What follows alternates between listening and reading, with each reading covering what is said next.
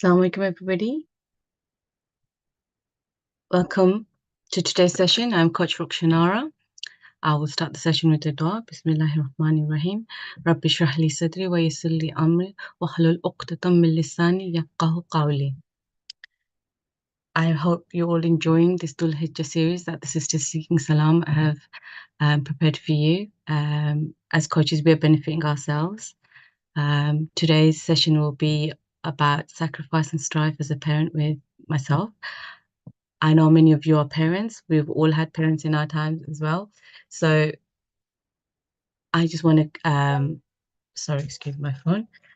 I just want to say that this topic is a very broad topic. Today I will touch upon a few aspects of it because in an hour we can't cover everything that comes up. For me, one of the things when I was researching this topic was trying to limit it to limit what I want to focus on. But I thought about it and I thought I would like to make this session quite interactive. So I will be asking a lot of questions about striving and the sacrifices we make as a parent.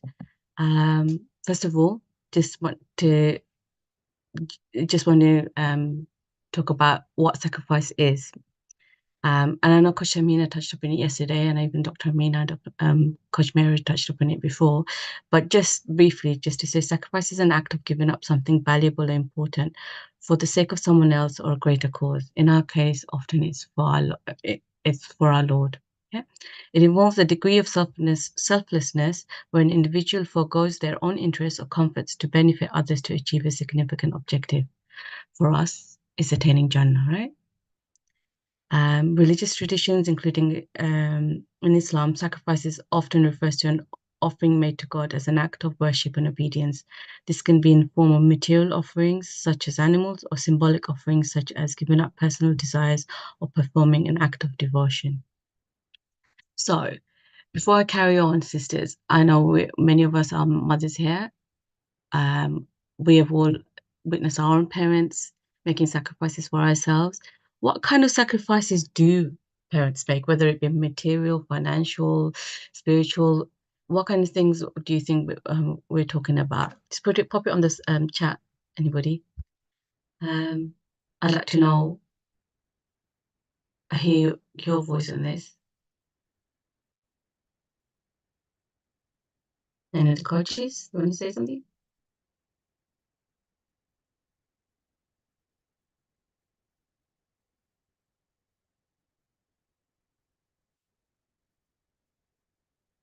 Yes, many people give up time, and I know a lot of parents, especially in early days, they give up some dreams, their time, traveling, energy. Like I've got it here. Yeah.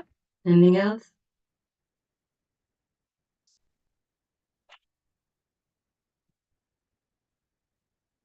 Mm-hmm. Finances, self-care. Well, I'm gonna touch upon self-care in a bit, because I think we will talk about it. We'll talk about balance because we want to sacrifice for the sake of Allah for our children to benefit. But at the same time, you got to balance things. I was talking about it to a message of a friend of mine, a couple of my friends this morning, we were touching upon it because it really is pertinent to us as parents, um, our self-care, giving up. Yeah, Sister Amanzi sacrificed some of their career. A lot of mothers do. I know I did personally, and I know plenty of friends who are still working, but they've decided, like a friend of mine, she's a teacher, but she had a more senior role, but she gave that up so that she had more time for her children to be there for school pickups and drop-offs and just being there for parents' evenings and just being there when they come home. And even fathers do, to be honest, whether it be the career or sometimes it's two prongs. Like some fathers will, and even mothers will work more to give their kids a better life, and other parents will go part-time or work less or go to get a job that pays less so that they are more available to their children, and it's a matter of what you see as priority at the time. There's not necessarily right or wrong as long as we're in the parameters of our deen, right? Yeah, thank you so much for your response here. I wanted to talk about first about roles and responsibilities of parents. So in Islam, we are often told that a parent, we're told that parents are here to raise our children. We're supposed to support them. We've got to give them guidance in our Islamic teachings. And in doing that, there's a lot we do give up to make that, to enable that for our children. So, what do you think, sisters, are the main roles of your as a parent?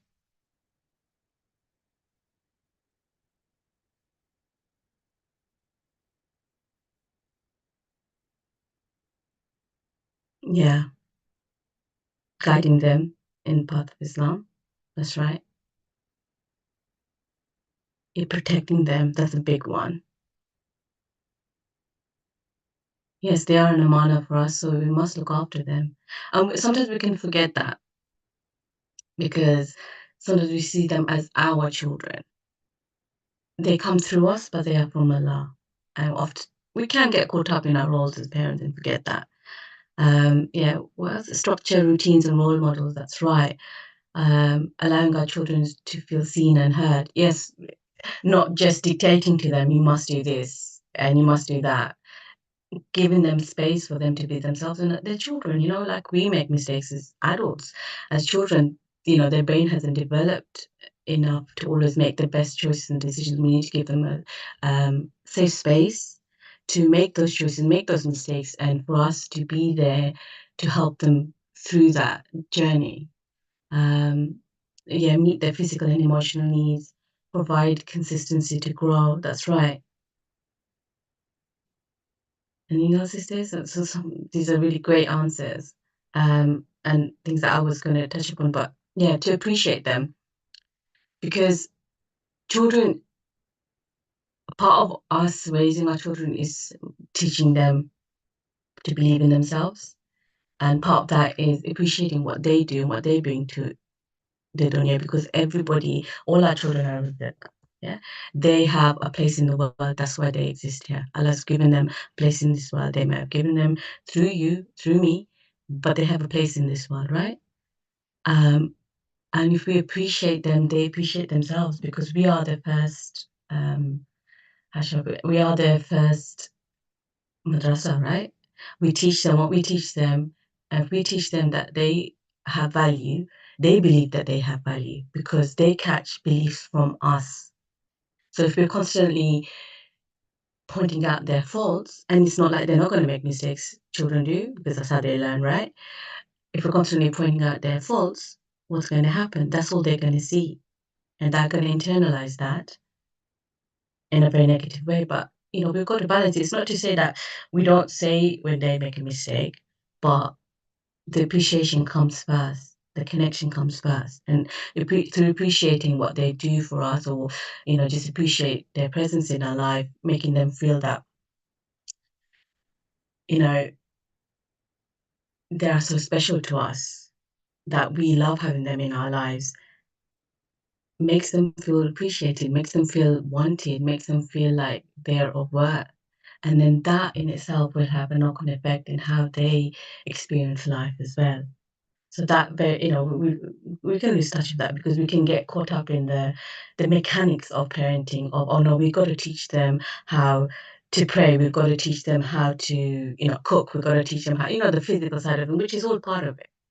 Um, but I'm just going to touch upon something from the Quran. In the Quran, it says, and know that your properties and your children are but a trial, and that Allah has with them a great reward.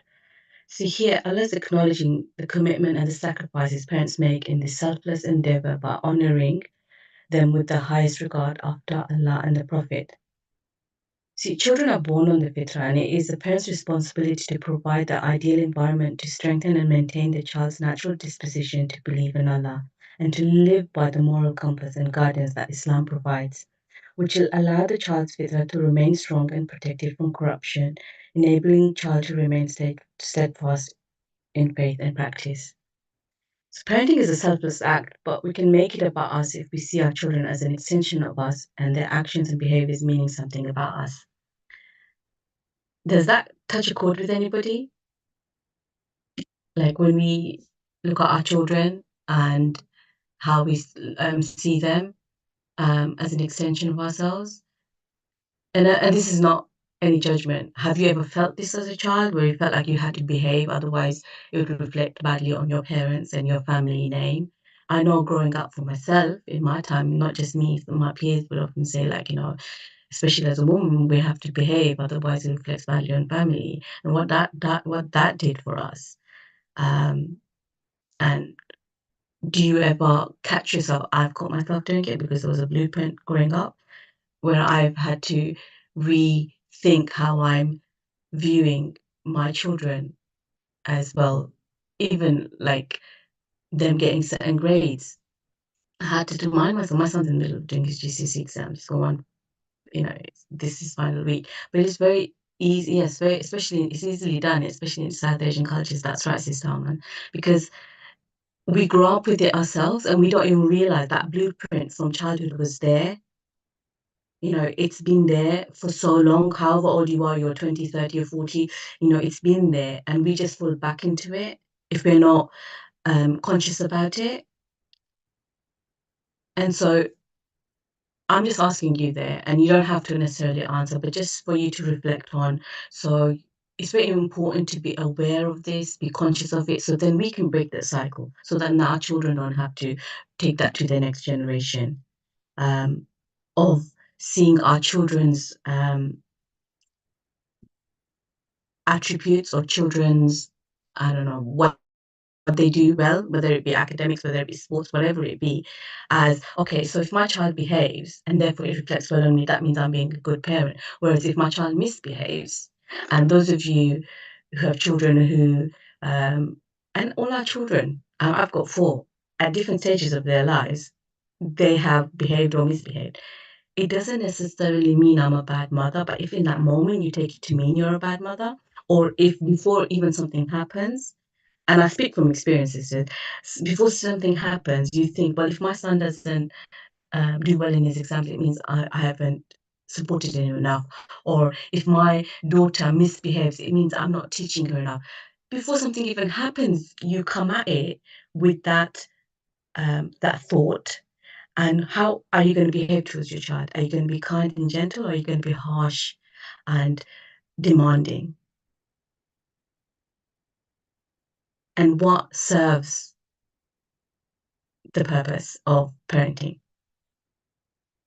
Because if you think your child's gonna misbehave and do this and do that, and that's gonna reflect badly on you, then you are gonna go into it with that ammunition in your thought, and you're gonna come at it. And I've done this before, and I've coached people through this before, where they come at it with their children with loaded with those thoughts, and it's really hard in that situation to then connect with your child to then correct them, because you have to connect with your child before you can correct them. Otherwise, they don't listen to you because they want to. They listen to you because they're scared of you. And you come back out of it and you're like, oh my God, I just shouted at my child and he hasn't actually done anything wrong yet. And even if your child gets the lower grade, so there's an echo. Let me, sisters, just bear with me one moment. I'm going to go get myself headphones. Maybe that'll help. Just 1 minute. Dr. Amin, if you can just pause for a second.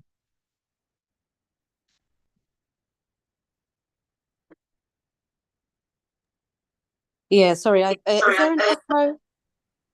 An echo for everyone else, or is it just me? I can hear clearly. Oh, okay, maybe it was just me. Oh, okay. Let me just put a headphone in and see if that helps at all. Hold on. Okay. So as Coach Rockshonara is talking, do feel free just to pop your thoughts and reflections in the chat as well. Yeah, there is a slight echo. I mean, it wasn't too... Is that better? Yes, that's better. Okay, I think so I've got some headphones on. Yes, okay, perfect. Okay, brilliant. Okay, so Sorry yeah, to where was ruin I? your Sorry, flow. today's one I'm not being too structured about it because I think it's one of those big topics. Where was I saying? Expectations on, somebody said here, putting expectations on children to meet societal demands over the limit of the development level can damage the progress and have negative impact on the child. Yes, absolutely. Because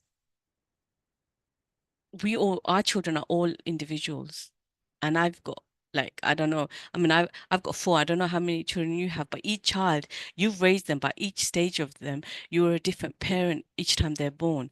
So, and Allah gave them into this world with different attributes, different strengths, different weaknesses. I have two sons. One son is academically quite bright, and the other son, he's really good in other respects and academically okay. But I can sense that he always feels in the shadow of his brother, and I'm as a parent, I'm aware of it, so I'm trying to, support him through that and manage his feelings and thoughts about it.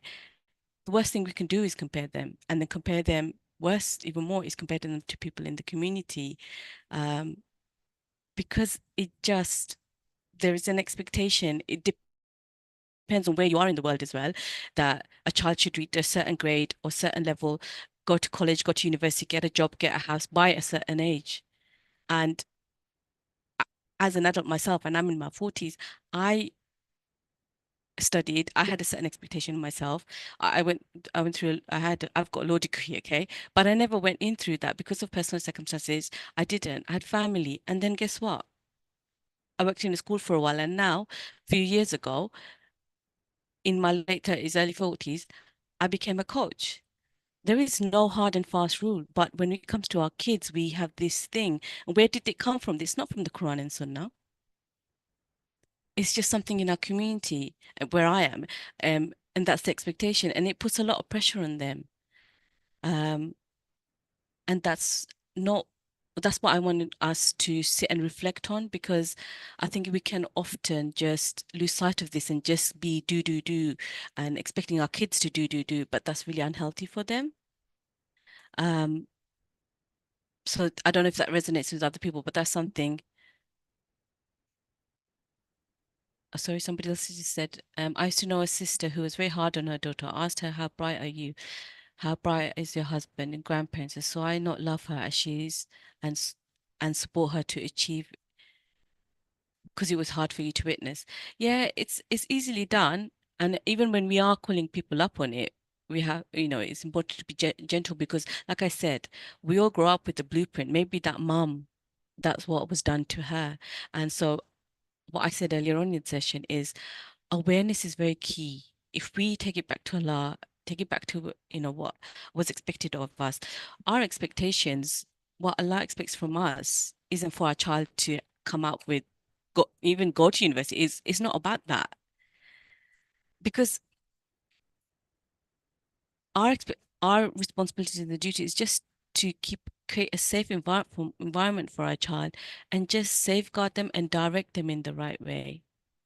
But putting demands on them creates a sense of fear. They might do it out of fear, but then what happens? They just perpetuate that and repeat the cycle with their children, and it's all unhealthy. I mean, you can see it, and we can see it.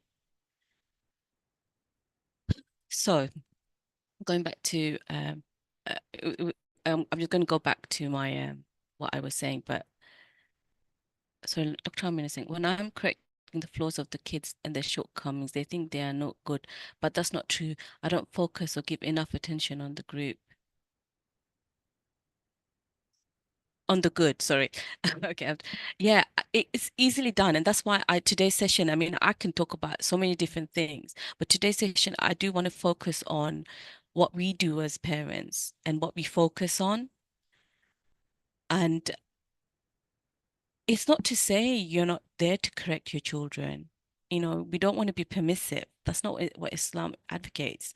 We need to discipline our children, but the discipline our children does not necessarily mean shouting and only looking at their faults.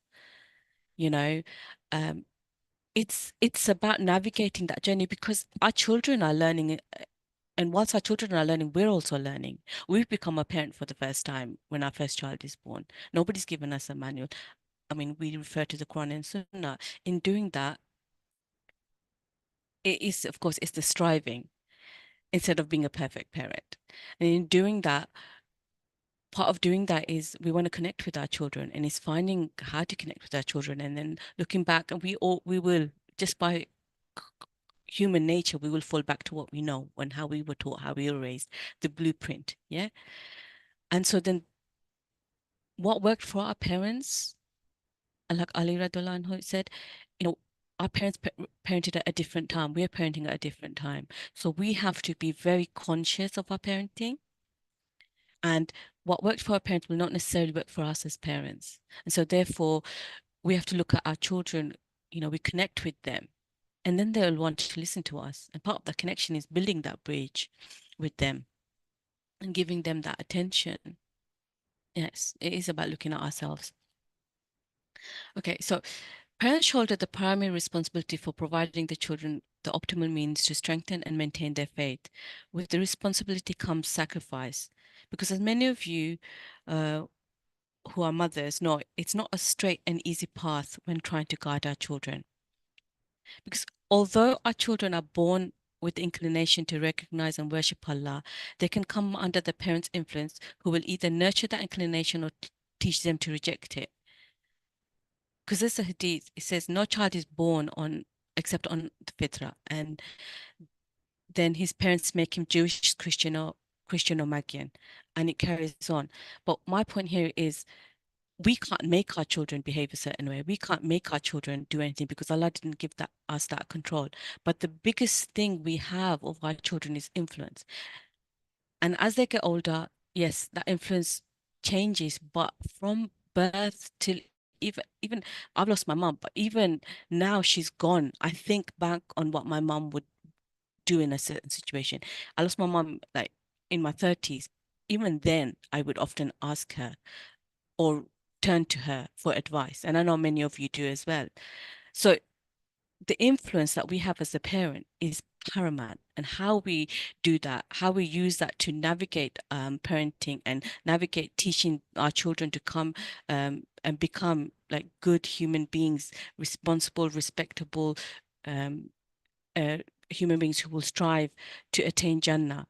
In doing that, what do we do? Because Shaitan will attempt to lead our children astray, even lead us astray, distract us, but whether it be the phone or other, like sometimes we can put other family members over our own children without really necessarily realizing. We can get caught up with community problems. With the community is very important for us, but we can get caught up in that, and then in doing so, we don't have the energy. And what do our children get? They get the breadcrumbs of our energy basically. Because, but when we go in front of Allah on the day of judgment, we are the shepherd of our flocks, and our children are our flocks, right? How are we going to answer Allah? Or we decided to get distracted on the phone, or we decided to get caught up with family drama. And who's our priority? We're answerable for our children, but our brothers, sisters, our neighbors, yes, we're there to support them where we can, but our priority is our children because they're the next generation. Yeah. Because we're mothers, we have close proximity to our children, and we have the greatest capacity to influence our children's faith. And in order to instill the love of our Creator in our children, we have to not only teach them the ritual act of worship at specific times, be it salah, be it fasting, be it giving in charity, but we need to stress the awareness of Allah, His names and attributes, and desire to connect with Him out of love and servitude to Him in order to strengthen our children's identity. And that's where something that I had to be very conscious about, because Alhamdulillah, my mom, my brothers, my family, very good at teaching me. They were very proactive at teaching me about Salah, whether it be sending me to masjid or whether they themselves encourage me to pray at home. And that is a blueprint that I have maintained because I'm trying to do that with my kids. But that connection to Allah doesn't come just automatic. Some of what I think back on myself is I look at my mother and I think, well, she was someone who gave to charity. She was someone who read the Quran. She was a very good role model to me. But how can how can I be a good role model to my children now? And instilling and nurturing faith is a work in progress for parents and children alike. You do not have to be perfect in it to start. because us as parents, yeah, sometimes we get distracted on the phone, sometimes we get distracted by family drama, sometimes we get distracted by our own thoughts, by our own negative thoughts. Like I said, Shaitan will not only lead our children astray, he will attempt to lead us astray, so then we can't lead our children. But the mercy of Allah is boundless, especially if you seek it. And that is why I would always urge you, sisters, because Allah subhanahu wa ta'ala, it is very easy to fall into the trappings of, oh my goodness, you know what? I'm such a bad parent. I made a mistake. That's it. What's the point now? It doesn't matter if your child is 4, 14, 24, 34. I've worked with people who've got adult children to help them guide, it's never too late as a parent, because what it is that parenting in Islam necessitates active involvement from birth to protect and strengthen the fitrah and teach by example the correct understanding and practice of Islam. Parents are a primary source of knowledge, and that is why seeking knowledge is obligatory. So, in spite of whatever sacrifice we make, constantly seeking knowledge is really important. Allah makes way to Jannah easy for those who tread the path in seeking knowledge. All of you are here today and who join Sister Seeking Salam, you're constantly seeking knowledge. And that's where you will get your ease. Whether you're reading the Quran, the translation, the hadith of our Prophet, the other stories, attending other talks, whatever it is, reading a book, me and the other coaches and the Sister Seeking Salam, the admin behind the scenes, we've got a book club, and often we will take what we learn in that and then bring it to our parenting somehow. And it's how you want to weave it in, but seeking knowledge will always help you, because parents are the first source of knowledge, and they provide surrounding where children filter and absorb the world. Because children they don't understand Allah that well until they understand. But basically what my coach had taught me, and I found it very profound, was children understand Allah through us. Because when we connect to Allah, they will be inclined to connect to Allah, especially when they're young. When we talk to them about Allah with love and passion and this desire to always want to go to Jannah, they will catch that feeling of us. But we have to consciously do it, not just assume they're going to get there by themselves. And of course, Shaitan will distract them and take them away from the path. And we just have to help them back. And then we have to also be conscious of it ourselves. And in order to do that, it happens through you interacting with your child, and the child observing and imitating your behavior. Because imitation is a powerful form of learning. And our children's faith and practice will reflect the parents' understanding of Islam and their parents' behavior in accordance with those beliefs, sorry. The level of conviction with which parents are able to communicate the religious deen will impact the conviction and confidence of their children. And so the more you know, sisters, the more you seek knowledge, the more you will practice it with conviction, the more your children will observe, and the more you will find it easier to lead your children. And we realize that in doing that, we have to sacrifice a lot. Lot of us said, a lot of you sisters said earlier on that you sacrifice. What do you sacrifice, sisters? You sacrifice materially, you sacrifice emotionally, you sacrifice even spiritually. So often, I know for myself, for example, my son is, like I mentioned, he's doing his GCSEs. I've sacrificed financially to enable him to get some tuition to support him in that process. And because I know it's an investment in his future, and as a child, he's an investment not just in my future, but I always tell him our children will have an impact on the ummah, like great impact on the ummah. And in doing so, we need to teach them, whether it be academics, whether it be Quran studies, whether it be sacrificing our time elsewhere, so we could give them that space. My son has come home sometimes saying, Mom, I smashed it. Sometimes he's come home and he said, oh, Mom, just really think I messed that exam up. And like really wanting them to know, I mean, I don't know about you, but you don't want them to feel bad, but you give them that space, like be present with them. And that's you giving up making an emotional sacrifice as well. You sacrificing your time. A lot of the times, I mean, we can easily talk about the material sacrifices we make, but emotional sacrifices, what do we as parents make? When our child is misbehaving, trying to keep that patience, when our child, you know, has done something that is not something you believe in, or you is against what you believe in, but you know they're better than that. And instead of shouting at them, tapping into compassion so you can connect with them and therefore can lead them better, that is sacrifice, sisters. And forgiving our children. They make mistakes. We seek forgiveness from Allah, but we forgive our children as well. That takes sacrifice too. And that, it can be emotionally draining sometimes, the amount of thinking we do as parents about their future, about what's going on with their life, where they're at now.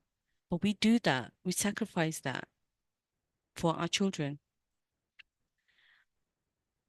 And then even spiritually, what do we sacrifice, sisters? A lot of efforts we make. We make dua for them because a parent's dua is always accepted. There's a hadith. I touched upon it in one of my talks earlier. Our Prophet Sallallahu Alaihi Wasallam said, and I'm paraphrasing, but someone who's traveling, someone who's oppressed, and a dua of a parent is always accepted. So we consciously make dua. But in order to make dua, sisters, and I talk from experience, it's like we can talk generally, we would want goodness for our children in this world, goodness for our children in hereafter. But I have 4 children, and I am consciously trying to make specific duas for them. What's good for them at this stage of their life. My children range from 4 to 6, almost 16. Okay. So it's like at different stages of different age groups, children need different things. And individually, your child may have, I've got children with additional needs as well. So different things, we make dua for them and then handing that over to Allah. And what that entails is, what does that entail?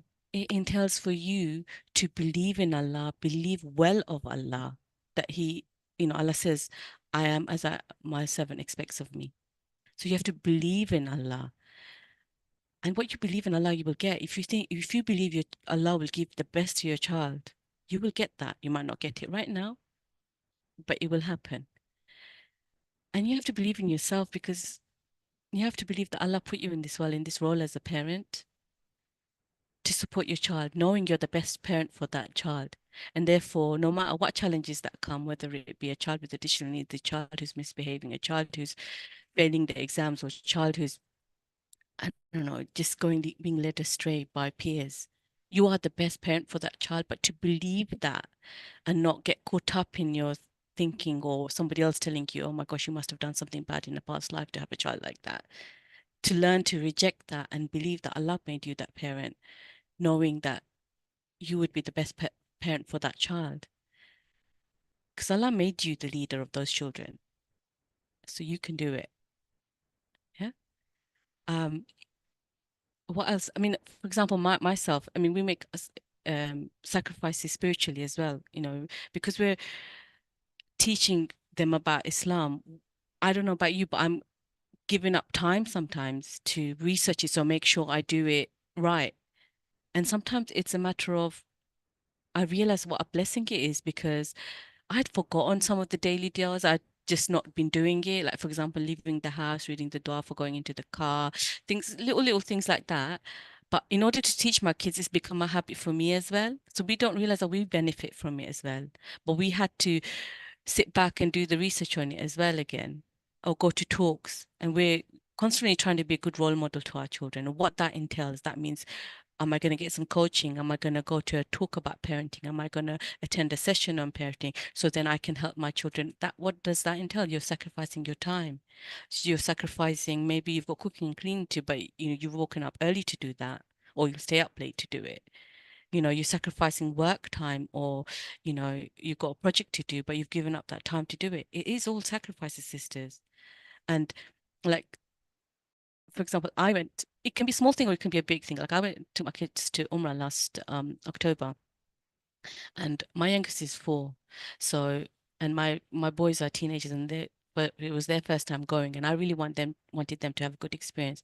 So financially, I sacrificed a holiday this year. I financially sacrificed other things in the future so that we could get, for example, a hotel closer to the haram, so it would be easier for me to go with my kids, and it would be easier for my boys to go without me.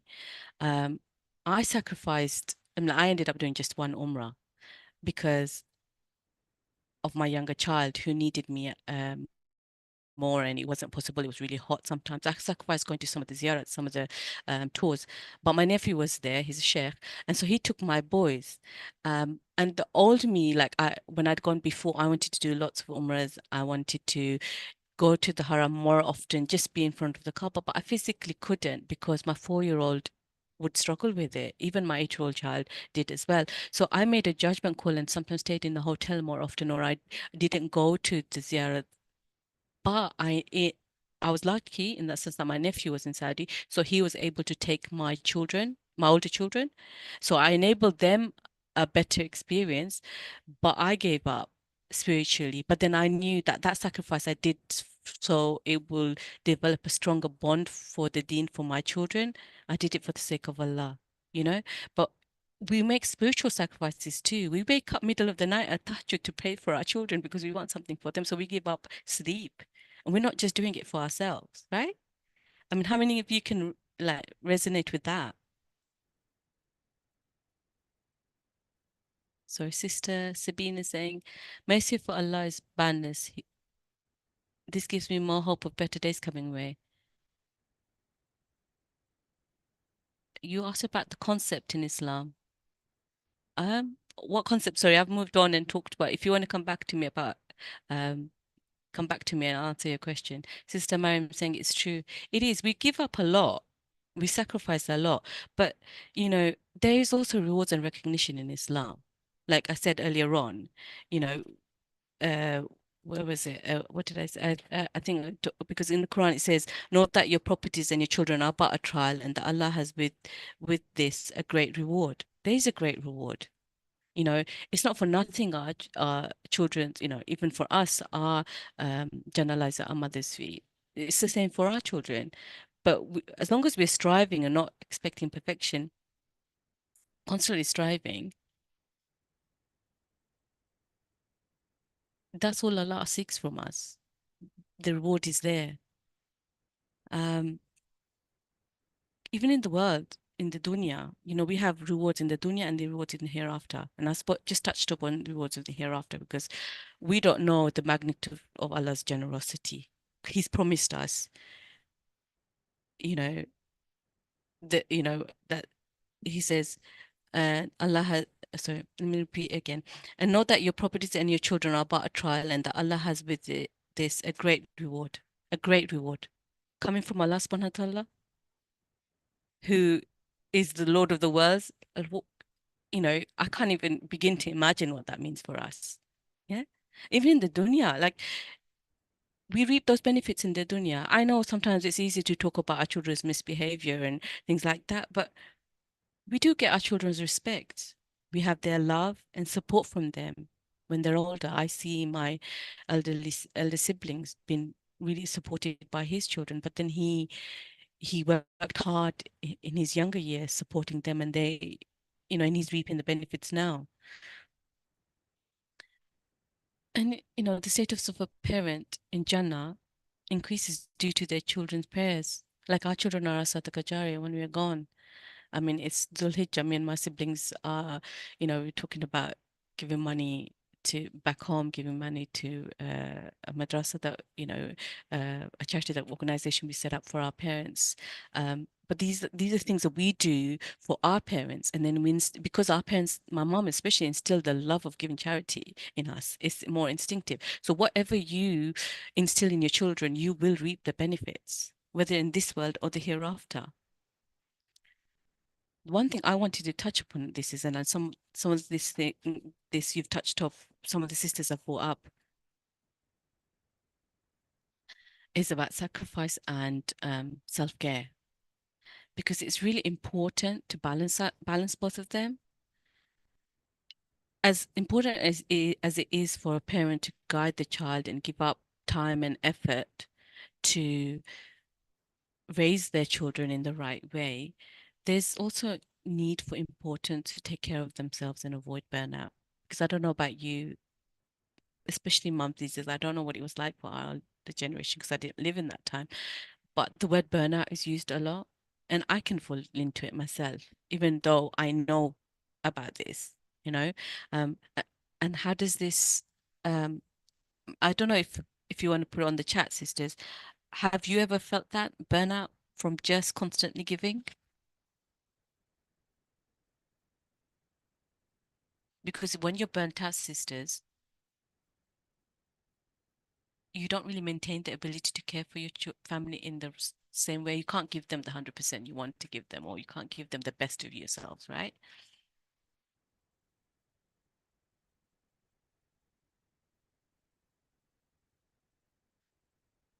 Sister Sabina, I will get back to your question right at the end, okay, sister? Because I just put a question out there. So, burnout and self-care. Has anybody got anything to say on that? Because I'll carry on.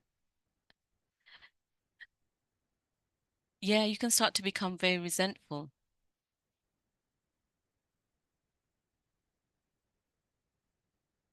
My sister saying, my children grew up in domestic violence. Even in that situation, I paid for Muslim schools because I knew at home was not a healthy environment for them. Once free, I worked on my healing and alhamdulillah, worked on my connection with Allah. Alhamdulillah, sister. See what you sacrificed? And I'm sure even in paying for Islamic schools, that came at a sacrifice too. And again, like Sister Rosina, she said, you can start becoming resentful unless you realize what you're doing it for.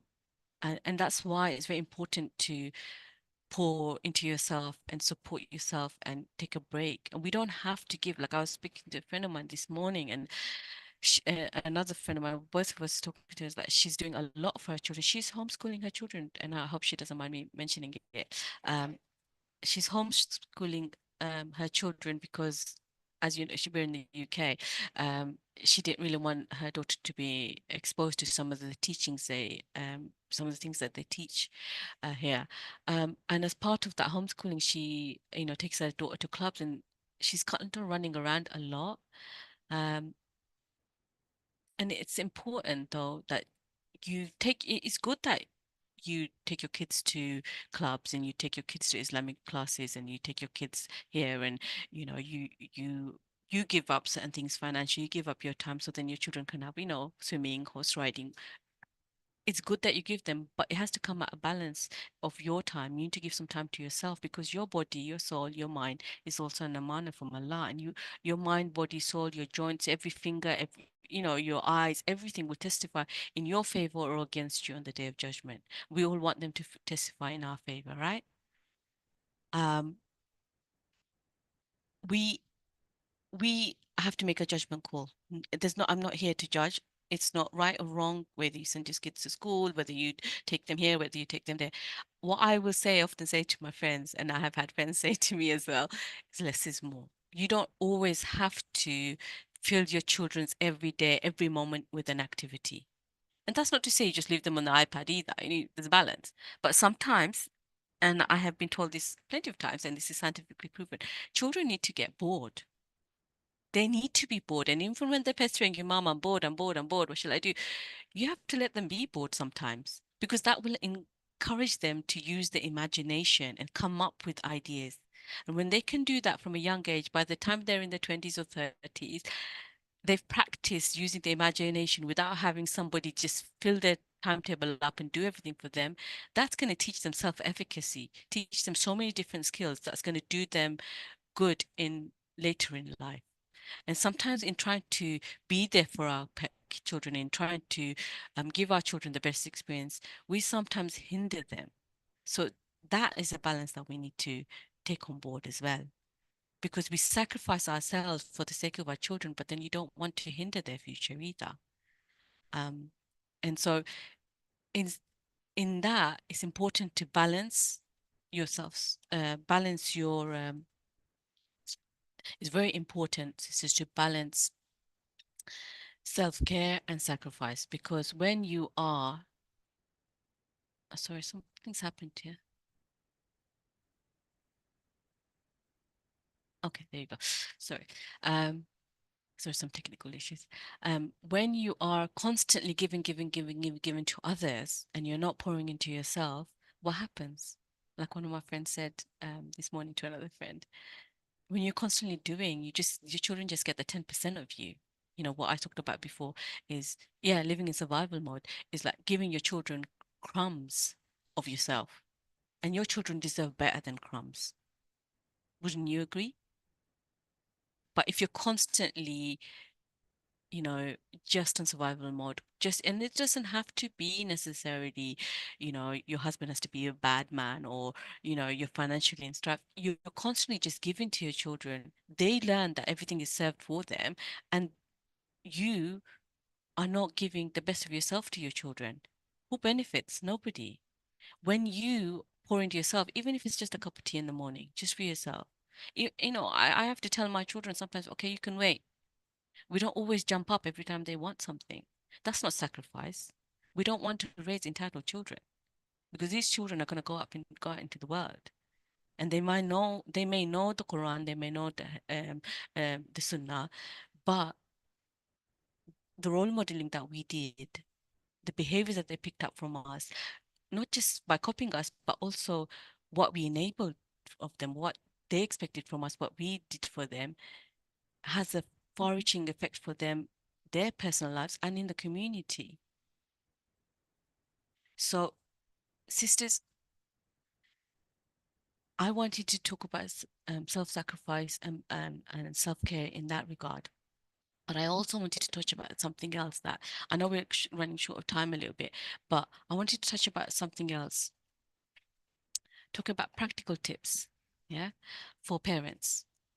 One of the things that we can do as parents to find a balance, but also to support ourselves and help in our relationship and parenting with our children, whether it be, because we're constantly sacrificing, is communicating with our children, encouraging it, encouraging open communicating with our children.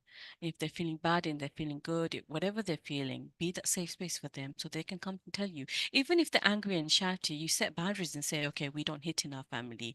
We don't, use bad language in our family. You set that boundary, but what do? You still enable them to make that mistake. You be the safe space where they can make mistakes, and you be the person that influences them. Because if you're not influencing them, sister, somebody else is, right? It's important that we ourselves also turn to community for support. You reach out for help, your friends, family, your neighbors, you know, that for me, and I will talk about in one of my recent experiences, that for me has been key in my recent life, especially turning to people for help, because we often think in this day and age, we just want to do things ourselves.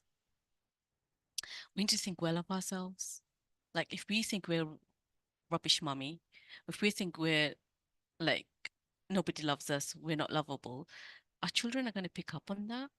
Not that they're not going to love you, but that vibe, you want to you want to believe in yourself, you need to love yourself, you need to believe that you yourself are, are here for a purpose, are here to support your children, so that your children have that belief in yourself, and that belief that they then take onto their future life.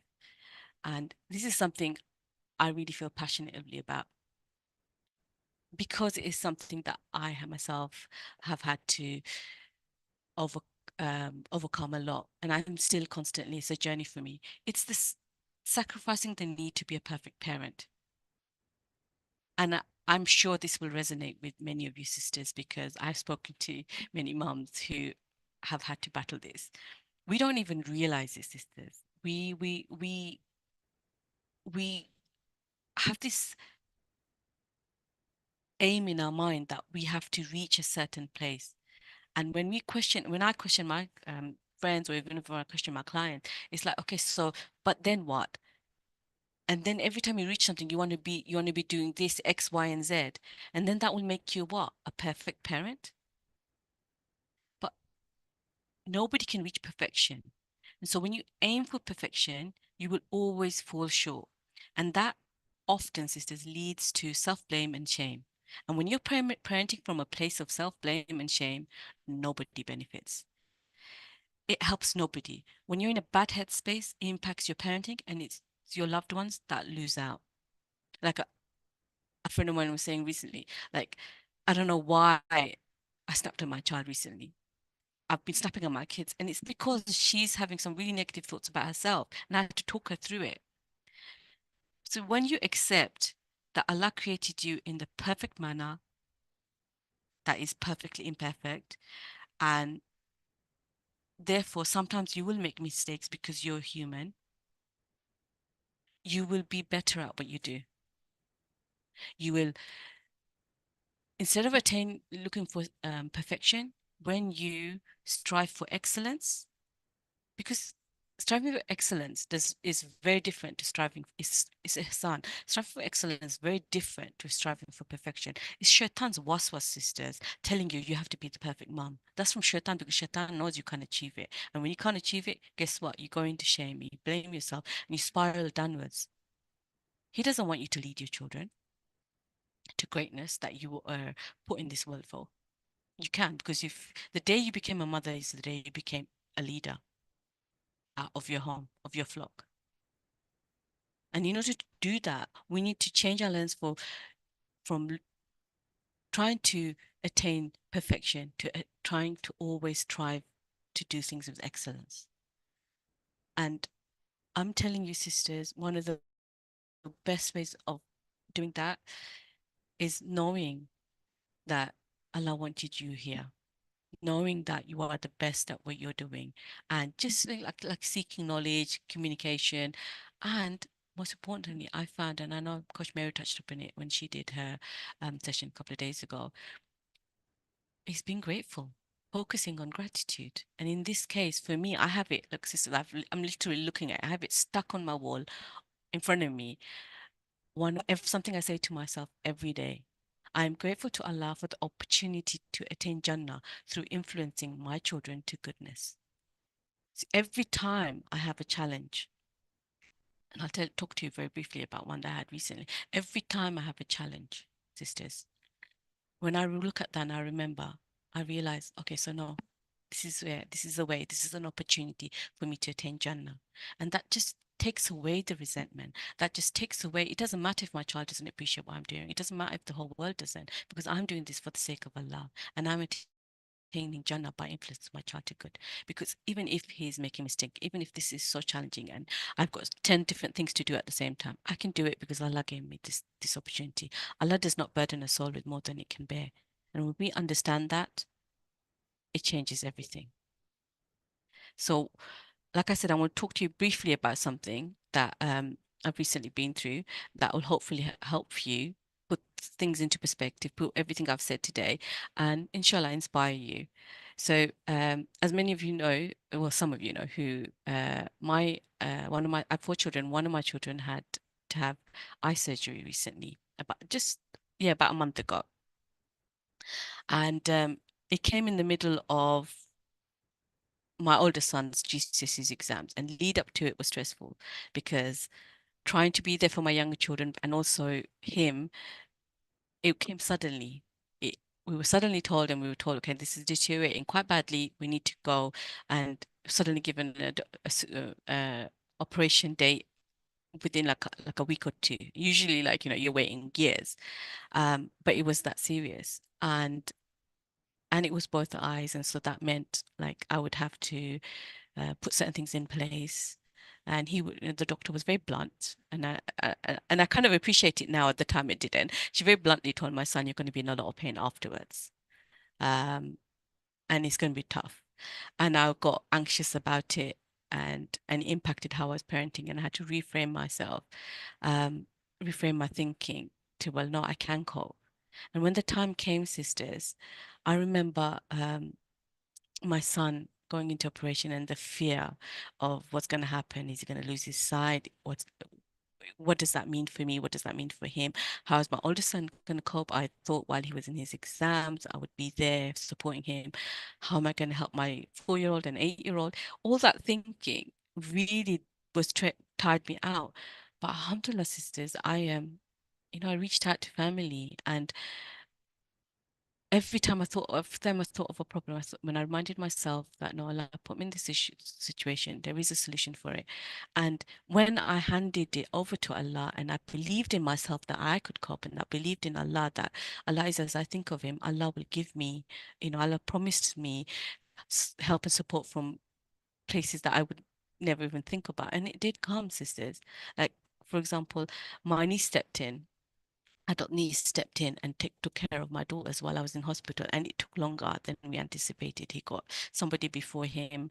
There was a complication, and which made me worried as well if there's going to be a complication with my son. And I sat there and I was nervous, making dua. And my son came out of the operation, and I was just seeing him like that. He's taller than me. He just turned 14, okay, and he's a big lad compared to me. And but seeing him like that with like eye shields in his eyes, and he's just completely knocked out because it gave him a general anesthetic, and my heart was like, oh, and he wasn't waking up. They were trying to wake him up, and he just wasn't waking up. And although the operation was a success, I was very worried about what it was going to be like immediately after the operation.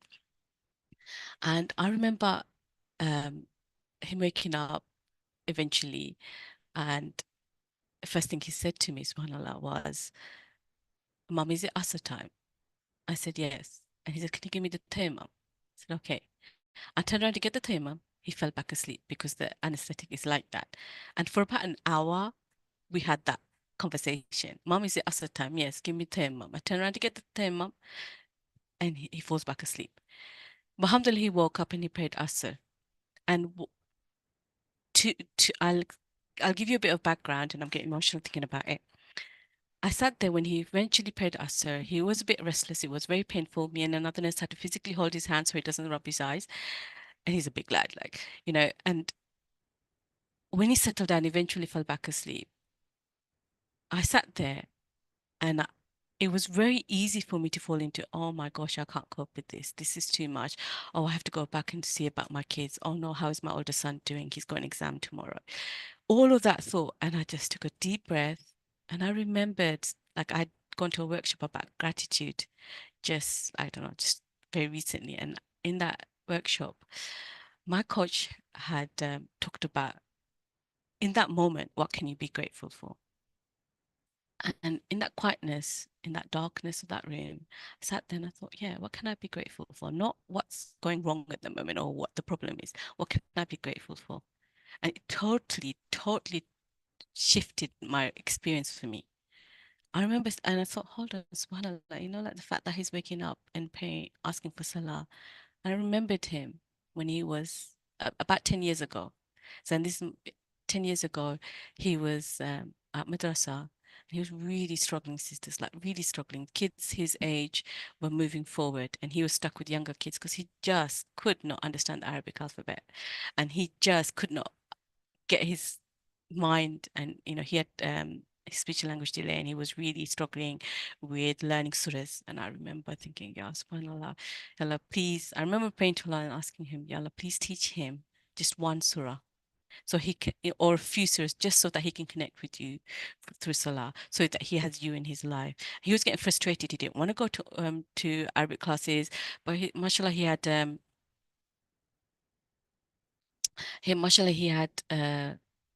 a really good Arabic head teacher. His current teacher was really good, and the head teacher, she was really understanding, very supportive, teaching him different ways. And she said to me, sister, have faith. It will click one day, and you won't even think about it, and you won't worry about it. And alhamdulillah, you know what? I remember praying Tahajjud, I prayed to Allah, and I said to him, Ya Allah, please give my son that connection. And then here I am 10 years later. 10 years later, sisters, a lot has happened in that time. Not only did he learn 1 or 2 series. He actually memorized the whole of Juzam, mashallah. May Allah keep him on that path. Not only that, but when I prayed to Allah for, when I sacrificed all that time trying to teach him, trying to get him the best teachers, when I sacrificed that time to help my son, 10 years later, look what he's done. Before his operation, he prayed Zuhr Salah. He insisted on it, but we waited a long time. He woke up and I thought, oh, wow, subhanAllah. You know, I'm so grateful. Not just, I'm grateful because the operation was successful, but I'm also grateful that my son has that connection to Allah. You know, something that I prayed for 10 years ago almost. And here I am. The first thing he did wake up was, oh no, I'm not in pain. None of that. He was in pain. But he wanted his time, mom, so he can pray. And I know it's just a small thing, but for me, it's a big thing because considering the history, especially because my son's got additional needs as well. He just, alhamdulillah, he always inspires me. We forget that our du'as, the what it can happen in the future, how it can impact the future and everything. Our du'as, sister, the sacrifices we make, we don't know what it can be like in this world or in the hereafter. So I just wanted to say that to you, or tell you that story, just to inspire you and just tell you we make sacrifices, we don't know what it holds for our children in the future. But for me, that was a big eye opener, and it came from a place of gratitude. So being grateful in a situation where whatever challenges you're facing with your children really helps, sisters. I don't know if this brings, I know we're running short of time. I don't know if this helps any of the sisters or if this brings anything up for the sisters. Please let me know. Pop it on the chat, or even if you want to unmute, sisters, because this is the end of my session. Please let me know what you think.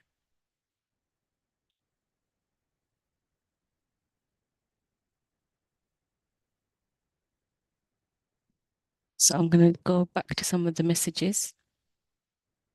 Sister Maram saying, I used to be living in survival mode. I didn't live, I was completely burnt out. Now I nourish myself with Allah and self-care and teach them I am also important. As I had taught them, I was not important. Yes, I think sometimes we don't realize it. We don't consciously tell our children I'm not important. But if we, in the way that we present ourselves, in the way we carry ourselves, interacting with them, if we're always putting them first, we sometimes, without intention to, we almost worshiping our children. I mean, astaghfirullah, it's not what we intend to do, but we always have to remind them that Allah is at the center of our lives, and that part of that is my duty to Allah means I have to look after myself as well as you. So I need to prioritize myself as well. I hope that makes sense. Sister Sabina is saying, when kids can't play outside due to safety issues, we as mothers have to provide all the stimulation, and the TV is the only break we get. Good programs for them and us, but still it's unhealthy, really. Well, I think, sister, like I said, this is not a place of judgment. You know, you do what you can.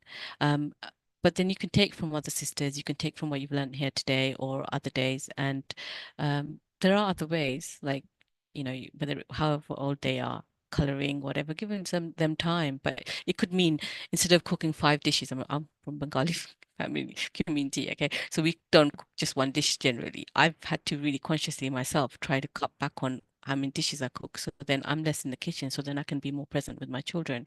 It's the sacrifices you make, but plus the balance. You also have to make time for yourself. um I hope that makes sense. um Let me just see if anybody's put their hands up to speak. Anybody want to share anything, or anybody's put their hands up? No, nobody's put their hands up. Coach Meru, did you want to say anything? I know you're here. Oops. Yes, Assalamu alaikum, Rockshonara. Walaikum salam. Wow. I'm really smoked. SubhanAllah, that was such an amazing session. Thank you. Jazakallah khair for sharing your experience, because it's so true. I think I especially tend to beat myself up more than I do actually kind of clap for myself. And it's very true that I think we do kind of think, but my child has to be like X, Y, and Z, and especially like I kind of, my son really is struggling with the Quran, and I've had to go in from one teacher to another to try and find a good, decent teacher for him has been a real struggle. But just what you said, and your story with your son, subhanAllah, given me hope. That I think what we tend to forget is everything is on Allah's timing, not on our timing. And we Yeah, very and quickly at the time, I'd be honest, there were times where I felt really lost and I was like, oh my gosh, he's Mm, what's his future going to be like? What's he going mm, to do? What if this? What if that? What if it's from Shaitan? And I'm telling you this from experience. And I brought this up so yeah. just so that it's there for sisters to see, well, no, it can happen. And I'm like, look, a lot of the times we look back on the stories of our prophets and we learn from it, but sometimes we can fall into the thinking of, oh, they were companions of the prophets. They were prophets Mm, themselves. But the Quran isn't just for the pious. The Quran isn't just for our predecessors. It's there for us mm, too. And Allah teaches mm, us, if you are grateful, I will increase you. I constantly mm. come back to that, you know? Yeah. No, but I just I think a lot of what you covered today, it's not something that I haven't heard before, but I definitely needed the reminders. Yeah. Because I don't, alhamdulillah, mashallah, you've been an amazing mum through what you've been battling through. But just seeing your son like that, I can't imagine how hard it would have been for you to find gratitude at that moment. But that's your win, the fact Yeah. that you were able to kind of anchor yourself, to push yourself towards gratitude. And that can be really hard sometimes when you're going through a test, is everything is just kind of coming down on you. And subhanallah, may Allah reward you, and your children are very blessed to have a mother like you. And I mean, um thank you. so may Allah make it all easy for you, and may He grant complete healing to your son, and all of your children, really, and you. But yeah, no, Jazakallah khair for the session. Honestly, it was an amazing session, and everything that I needed to hear, alhamdulillah. Um, yeah, that's all I wanted to say. Oh, Jazakallah khair. thank you. Okay, does anybody else want to talk? You can just put your hand up or unmute, to be honest. I've got a new message here saying, I've had a struggle recently with one adult child who has an addiction issue to weed. During Ramadan, he transformed himself and after starts back.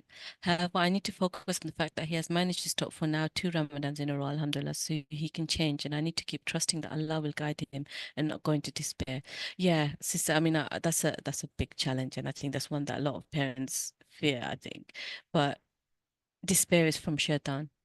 It's believing in Allah. Allah's given him this their journey, and what your son's action, especially as a child or an adult, is not a reflection of who you are. You and Allah know you strived, and from what you've shared with us, you strived so much that it's in that striving you will attain your Jannah. Because these are all opportunities. When we are raising our children, these are all opportunities. Like, it's really easy to lose track of it. Like I said, I've got it stuck on a paper in front of me even now. I'm grateful to Allah for the opportunity to attain Jannah through influence my children to goodness. And that's all you can do. We can only influence. We can't control our children. And you influence them the best you can. And depending on what age, yes, it is easier to influence younger children. But it's not to say you can't influence older children. You're still a role model to them. Like I said, my mom passed away while I was in my 30s. And right till the end, I was still looking towards her to influence me. Yeah. Even after she passed away, even now, sometimes I think back and I think, even my brother and I, we talk about it. Um, like, what would mom do in this situation? You know, because you remain a role model to your children, and that is part of our responsibility. But we do that through sacrifice. And again, we do that also through um, taking care of ourselves as well. It's a balance, like I mentioned. Okay, sisters, if nobody else wants to talk, I am going to actually bring this session to an end because we have overrun So a lot. can I just sorry, I just wanted to Yeah, just sure. add what you were saying to the sister, was just to give us some hope. As you know, addiction can be a very, very hard thing for someone to Hmm. overcome. But just to remind the sister that you, as his mother, your du'as are definitely heard by Allah subhanahu wa Mm. ta'ala. But some of the time it's just believing in that. And I remember going to a book launch of Sister Ali Omrian, and she said, whenever I start making a dua for my children, I remind her always that you you've said that a dua for a child is never refused, and just, Mm. asking that conviction and keep on asking. And you know what? If he's able to give it in Ramadan, that just shows you that he is capable. And also don't forget that Allah is at-Tawwab and He is the most forgiving. So at least he's repenting. And that should give you hope, inshallah. So yeah, that's all I wanted to say, really. Okay, sisters. I am gonna bring this session to a close now. Bismillahir Rahmanir Rahim. Wal asr إن الإنسان لفي خسر إلا الذين آمنوا وعملوا الصالحات وتواصوا بالحق وتواصوا بالصبر. السلام عليكم ورحمة